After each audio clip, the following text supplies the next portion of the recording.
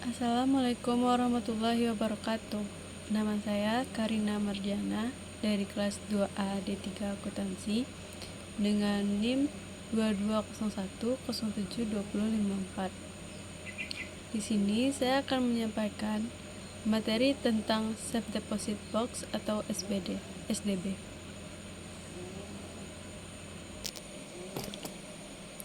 Safe Deposit Box merupakan jasa-jasa bank yang diberikan kepada para nasabahnya. Itu menurut Kasmir, buku karangan Kasmir 2014. Sedangkan menurut Afrizawati tahun 2016, Safe Deposit Box atau dikenal dengan istilah Safe Loket Jasa Pelayanan, ini memberikan layanan penyewaan box atau kotak pengaman, tempat menyimpan surat-surat berharga atau barang-barang yang dimiliki oleh nasabah. Sedangkan menurut Hasibuan tahun 2008, Safe Deposit Box atau pelayanan simpanan aman adalah sarana penyimpanan barang-barang berharga berupa box atau kotak-kotak kecil yang didesain sedemikian rupa dan setiap box memiliki kunci yang istimewa, tahan api, serta disimpan dalam ruangan yang kuat sehingga sulit dicuri orang.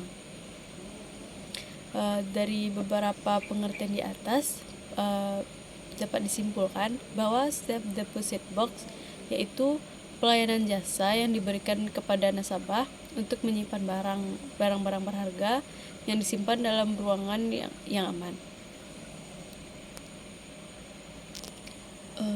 Tujuan deposit box ini yaitu untuk menyimpan barang-barang berharga atau surat-surat berharga yang penting seperti sertifikat deposito, sertifikat tanah, saham, obligasi, surat perjanjian, surat nikah, dan ijazah.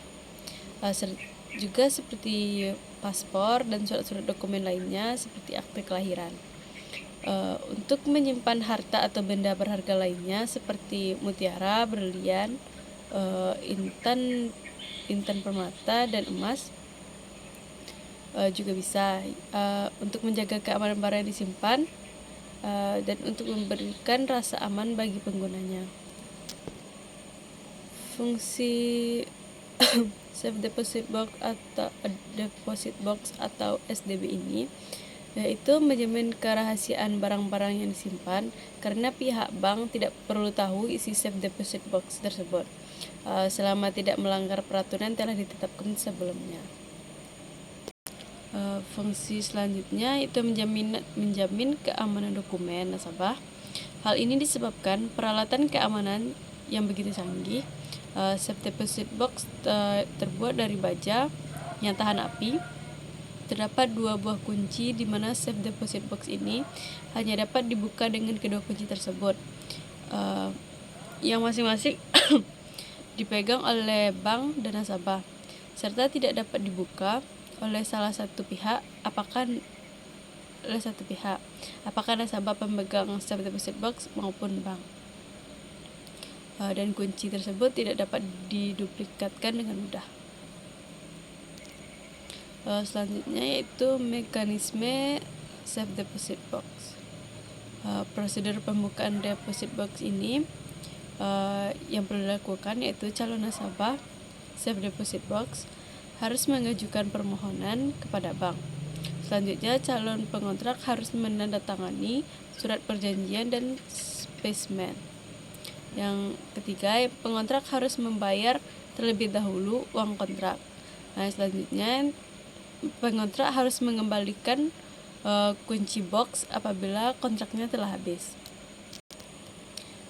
Apabila pengontrak meninggal dunia, yang berhak mengambil simpanan yaitu ahli warisnya yang sah. Pengamanan Safe Deposit Box ini yaitu pengontrak Safe Deposit Box harus dilakukan secara selektif. Yang kedua, perjanjian kontrak Safe Deposit Box harus jelas dan mengikat. Yang ketiga, penyimpanan dan pengambilan barang yang disimpan harus dalam ruangan Safe Deposit Box. Yang selanjutnya, safe deposit box dan ruangannya harus didesain sedemikian rupa sehingga kuat dan aman. Master key dan kunci boxnya harus yang baik dan sulit dipalsukan. Yang keenam, master key dipegang oleh karyawan bank, sedangkan kunci box dipegang oleh nasabahnya. Selanjutnya, ruangan safe deposit box hanya dapat dimasuki petugas bank dan para nasabah. Selanjutnya, juga master key harus disimpan dengan baik di kantor yang bank bersangkutan.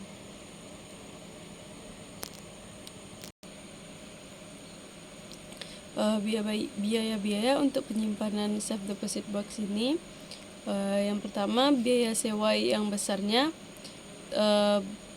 tergantung ukuran box yang diinginkan serta jangka waktu sewa. Biaya sewa dibayar biasanya per tahun. Yang kedua, setoran jaminan merupakan biaya pengganti apabila kunci yang dipegang oleh nasabah hilang dan box harus dibongkar. Akan tetapi jika tidak terjadi masalah, maka apabila safe deposit box tidak diperpanjang, setoran jaminan dapat diambil kembali. Selanjutnya yaitu LC. Apa sih pengertian LC ini? LC atau Letter of Credit, yang biasa disingkat dengan LC dalam bahasa Indonesia, disebut sebagai surat kredit berdokumen. Letter of Credit adalah suatu surat yang dikeluarkan oleh bank devisa atas permintaan importir nasabah bank devisa bersangkutan dan ditujukan pada eksportir di luar negeri yang menjadi relasi dari importir tersebut. Isi surat itu menyatakan bahwa eksportir penerima LC diberikan hak oleh importir untuk menarik wesel atas bank pembuka untuk sejumlah uang yang disebut dalam surat itu. Jenis-jenis LC ini, yang pertama itu Transferable Letter of Credit, yaitu suatu LC yang dapat dipindah tangankan kepada pihak lain, baik secara sebagian maupun keseluruhan dari nilai LC. Namun, pemindahan hanya boleh dilakukan satu kali saja. Yang kedua yaitu back-to-back letter of credit, yaitu suatu LC yang dibuka atas dasar pembukaan suatu LC dengan jaminan LC atau master LC. Selanjutnya, red clause letter of credit, merupakan LC yang memberikan kewenangan bagi negotiating bank untuk melakukan pembayaran di muka dengan jumlah sebagian atau keseluruhan pada ekspor sebelum penyerahan dokumen. Selanjutnya yaitu revolving letter of credit, yaitu suatu LC yang dapat dipergunakan beberapa kali atau berulang-ulang secara otomatis sesuai dengan jadwal yang ditentukan dalam jangka waktu tertentu selama berlakunya LC. Selanjutnya, standby letter of credit, yaitu suatu LC yang menjamin bahwa bank pembuka LC akan melaksanakan pembayaran jika terjadi uang prestasi atau pelanggaran oleh aplikan. Standby LC baru dapat direalisasikan apabila transaksi tersebut tidak terpenuhi. Selanjutnya yaitu dokumen LC. Dokumen LC ini, yang pertama ada Bill of Landing atau Airway Bill. Dokumen yang pertama ini adalah tanda bukti bahwa barang telah diberangkatkan dari negara asal. Selain membuktikan barang telah dikirim, Bill of Landing juga berguna untuk membuktikan kepemilikan barang yang akan dikirimkan.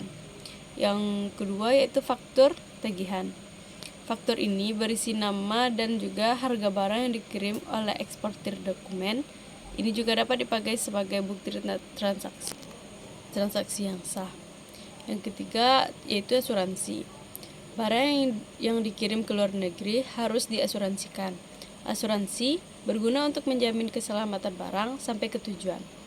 Apabila terjadi kerusakan atau kehilangan barang di sepanjang perjalanan, kerugiannya akan ditanggung oleh pihak asuransi. Yang keempat yaitu packing list. Dokumen ini biasanya diterbitkan untuk pengiriman barang dalam jumlah besar. Seperti namanya, packing list memuat barang apa saja yang termasuk dalam sebuah kontainer ketika akan dikirimkan. Yang kelima, Certificate of Inspection. Sebelum diberangkatkan ke luar negeri, barang harus melewati bagian pemeriksaan terlebih dahulu. Apabila lolos, pengirim akan menerima dokumen berupa Certificate of Inspection. Selanjutnya yaitu mekanisme LC. Prosedur dasar LC terdiri dari tahap pertukaran dokumen, kepemilikan barang dengan uang tunai atau kontrak janji pembayaran. Terdapat 4 langkah dalam prosedur dasar tersebut. Yang pertama yaitu issuance atau penerbitan LC. Menerangkan proses ketika importir mengajukan permintaan membuka LC pada issuing bank serta penerbitan pemberitaan resmi bank pada eksportir melalui advising bank. Yang kedua yaitu amandemen atau perubahan LC. Pada saat LC dalam proses pelaksanaan, ada kalanya timbul perubahan kondisi LC yang harus dilakukan dan disampaikan pada pihak yang terlibat dalam LC tersebut, sehingga LC yang dibuka pada umumnya berkisar pada bertambah jumlah LC.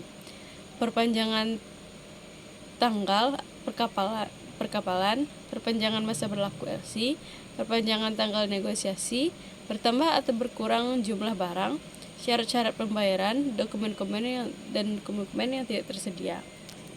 Yang ketiga yaitu utilization atau pemanfaatan.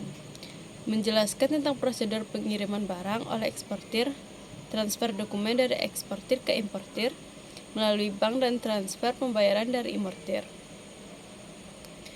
Yang keempat yaitu settlement atau penyerahan pembayaran. Proses penyampaian dana pada eksportir setelah menunjukkan dokumen kreditnya. Sekian dari saya. Apabila ada kekurangan mohon dimaafkan. Assalamualaikum warahmatullahi wabarakatuh.